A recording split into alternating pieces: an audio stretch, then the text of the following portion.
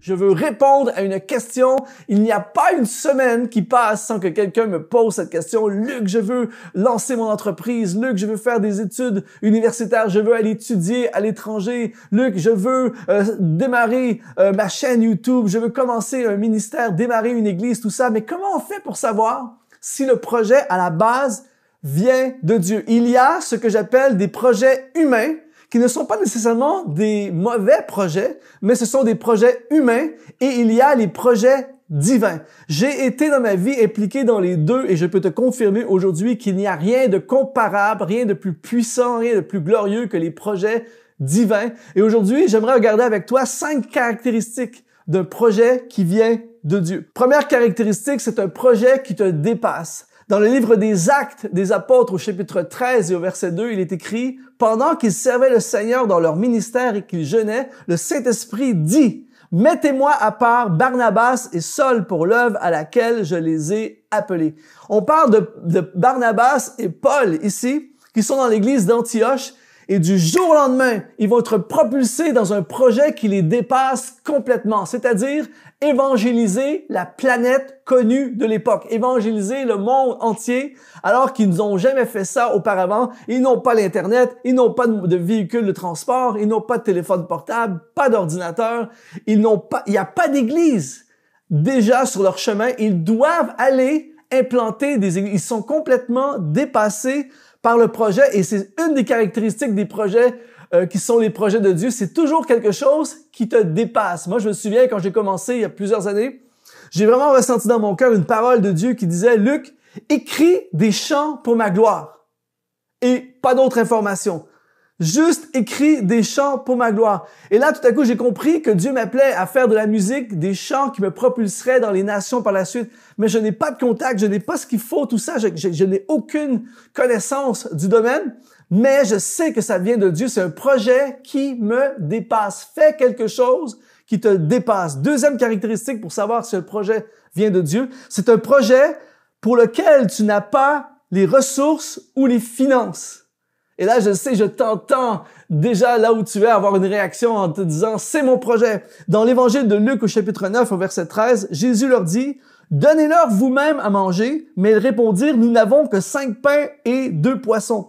Jésus demande à ses disciples de nourrir une multitude alors qu'ils n'ont que 5 pains et 2 poissons. Ils n'ont pas les ressources, ils n'ont pas les finances pour nourrir un si grand nombre. Et pourtant, c'est Jésus lui-même qui leur donne la mission. C'est Jésus lui-même qui leur demande. Donc, il leur demande quelque chose pour lequel ils n'ont pas ce qu'il faut.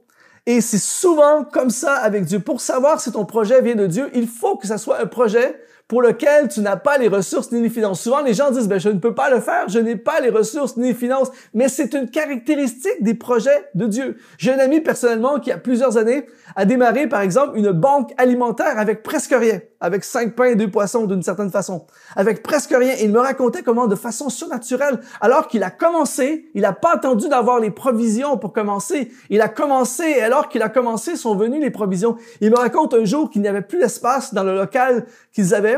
Et ils ont vu un bâtiment à vendre, mais ils n'avaient pas l'argent. Ils ont écrit à la société qui était propriétaire du bâtiment et ils leur ont proposé de prendre le bâtiment en échange d'un reçu pour retour d'impôt. Un truc de fou. Eh bien, ils ont eu le bâtiment en échange d'un reçu pour frais d'impôt. Un truc démesuré, un truc que seul Dieu peut faire, mais quand tu poursuis un projet qui vient de Dieu, une des caractéristiques, c'est que tu n'as pas les finances et les ressources, donc ne sois pas bloqué par le manque de finances et le manque de ressources. C'est une des caractéristiques des projets qui viennent de Dieu. Troisième caractéristique, c'est un projet pour lequel tu n'as pas l'expérience. Et là, ici, je veux me replier sur Josué, dans Josué chapitre 1, versets 2 et 3. « Moïse, mon serviteur, est mort. Maintenant, lève-toi, Josué, et passe le Jourdain, toi et tout ce peuple, pour entrer dans le pays que je donne aux enfants d'Israël, et tout lieu que foulera la plante de votre pied, je vous le donne,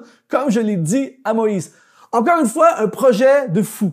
C'est-à-dire, Josué n'a pas d'expérience à faire tomber des murailles et des forteresses. Il n'a pas d'expérience à prendre une nation au complet et l'amener dans un nouveau pays. Il n'a jamais fait ça avant, Mais l'une des caractéristiques des projets de Dieu, et on sait dans cette histoire que ça venait directement du cœur de Dieu, eh bien, tu n'es pas obligé d'avoir l'expérience. Souvent, Dieu va te demander de faire des choses que tu n'as jamais fait auparavant. Il va t'étirer. Les projets de Dieu, ce sont des projets qui nous étirent, qui nous amènent dans l'inconnu, qui nous amènent dans tout ce qu'on n'a jamais fait auparavant pour nous amener et nous faire grandir et faire émerger justement le potentiel qui est en nous. Donc, une caractéristique, c'est tu n'as pas l'expérience. Donc, ne t'empêche jamais de poursuivre un projet parce que tu n'as pas l'expérience. Je me souviens, il y a quelque temps de ça, avant qu'on démarre exponentiel.net, j'ai vraiment ressenti dans mon cœur Dieu qui disait, Luc, envahis l'Internet. Je ne suis pas un geek, je ne suis pas vraiment sur les réseaux sociaux, je n'ai jamais fait ça avant. Naturellement, je ne suis pas quelqu'un qui fait des vidéos avant exponentiel.net, je ne faisais pas de vidéos, je n'ai pas l'expérience, je n'ai pas les connaissances, mais ça venait de Dieu. Donc, je suis obligé de me lancer et au fur et à mesure, il amène tout ce qu'il faut et lui sait plus que toi et moi ce qu'il y a en l'intérieur de nous. Il sait plus que toi et moi le potentiel qu'il y a à l'intérieur de nous parce que c'est lui qui a mis ce potentiel en nous. Donc, il veut simplement t'activer par la promesse, par l'appel qu'il met sur ta vie. Donc, une des caractéristiques des projets de Dieu, c'est des projets pour lesquels tu n'as pas l'expérience. Et alors, fonce, mon ami, aujourd'hui, même si tu n'as pas l'expérience. Quatrième caractéristique, c'est un projet qui te fait peur. Encore une fois, Josué, Dieu dit à Josué, au chapitre 1, verset 9, « Ne t'ai-je pas donné cet ordre? Fortifie-toi et prends courage. Ne t'effraie point et ne t'épouvante point, car l'Éternel, ton Dieu, est avec toi dans tout ce que tu entreprendras. » La mission, le projet pour Josué est terrifiant. Et Dieu lui donne l'ordre de ne pas avoir peur.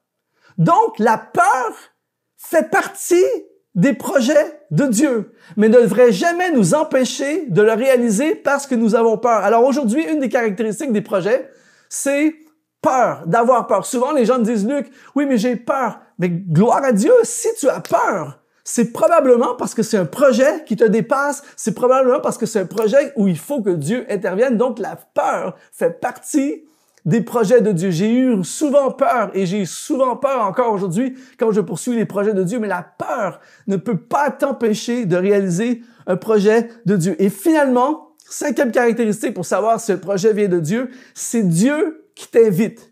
Dans Matthieu chapitre 14 au verset 28, Pierre lui répondit, « Seigneur, si c'est toi, ordonne que j'aille vers toi sur les eaux. » Et Jésus dit, « Viens. » Et Pierre sortit de la barque et marcha sur les eaux pour aller vers Jésus.